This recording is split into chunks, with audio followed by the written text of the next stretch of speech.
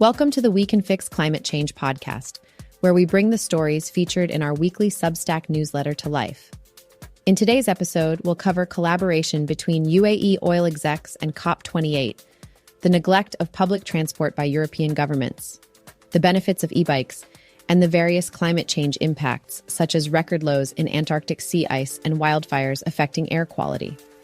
Don't forget to hit that subscribe button to stay informed with our latest episodes.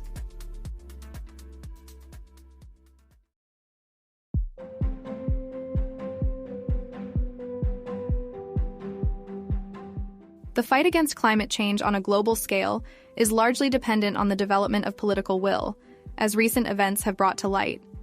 Leaked documents have revealed collaborations between United Arab Emirates oil executives and the organizers of COP28, raising concerns about the influence of the industry.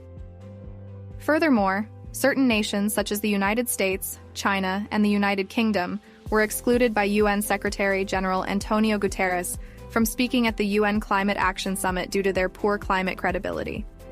Christiana Figueres, the former UN Climate Secretary, notably urged oil and gas companies to refrain from attending COP28 unless they demonstrate a genuine commitment to change. In addition, the public relations industry is under scrutiny as the Clean Creatives campaign discloses a list of 500 contracts between advertising agencies and fossil fuel companies. Of these, it is of particular concern that WPP has emerged as the worst offender. In the United Kingdom, the policy backtracks of Rishi Sunak have prompted scrutiny of the nation's climate commitments. These series of events together highlight the pressing need for political determination in addressing the challenges posed by climate change.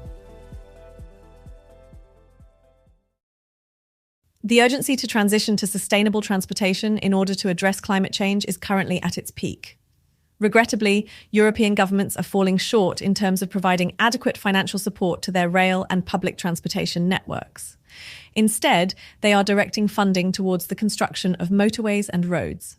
On a positive note, Kia's newly launched Ray EV, starting at $20,000, has already received an impressive 6,000 pre-orders in Korea alone, indicating a significant increase in demand for zero-emission vehicles. However, it is crucial to recognize that the solution lies not only in the vehicles themselves. Clean Technica emphasizes the importance of redirecting our attention to redesigning roads and promoting active forms of transportation, consequently reducing our reliance on cars. By prioritizing the development of infrastructure that supports walking, biking, and public transportation, we can make substantial progress towards achieving a sustainable future for transportation. It is imperative that we advocate for a comprehensive approach that addresses the entire transportation system, encompassing both vehicles and infrastructure, to ensure lasting and effective change in the fight against climate change.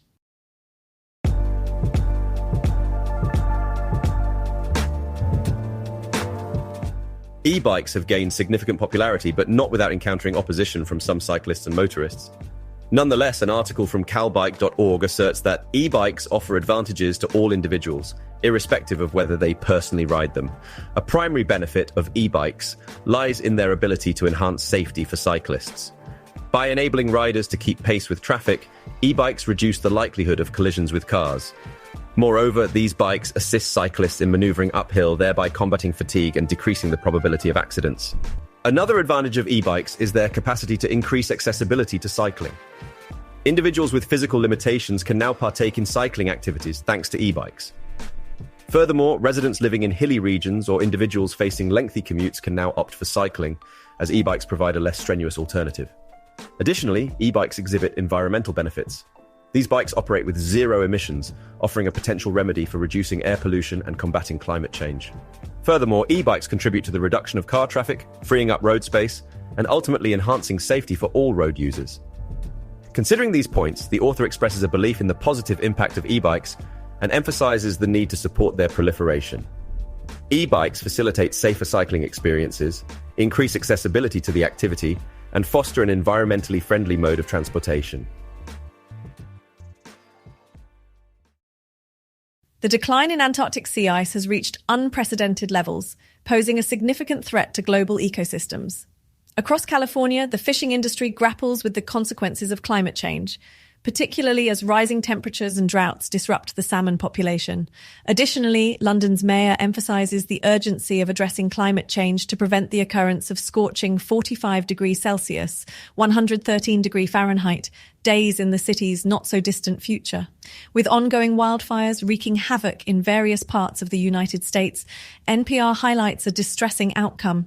Years of efforts dedicated to improving America's air quality have been eroded. This stark reality underscores the dire need for action. The delicate balance of Earth's ecosystems is under immense pressure due to the declining Antarctic sea ice. This issue demands swift and decisive action to prevent further damage. In California, the fishing industry, heavily dependent on a stable marine ecosystem, continues to confront the adverse effects of climate change. The disruption of the salmon population, exacerbated by rising temperatures and drought, poses severe challenges for the state's fishing sector and its associated communities. Furthermore, London's mayor serves as a harbinger of alarming climatic possibilities. The potential for extreme heat waves, with temperatures soaring to 45 degrees Celsius, 113 degrees Fahrenheit, looms large unless proactive measures are taken to address climate change. Such extreme conditions would profoundly impact the city's inhabitants, infrastructure, and overall sustainability. Regrettably, wildfires have compounded the consequences of climate change. They have not only devastated landscapes, but also undone years of progress made in improving air quality across America. The urgency to combat climate change is underscored by these disheartening setbacks, which further underscore the need to prioritize collective action and swift intervention.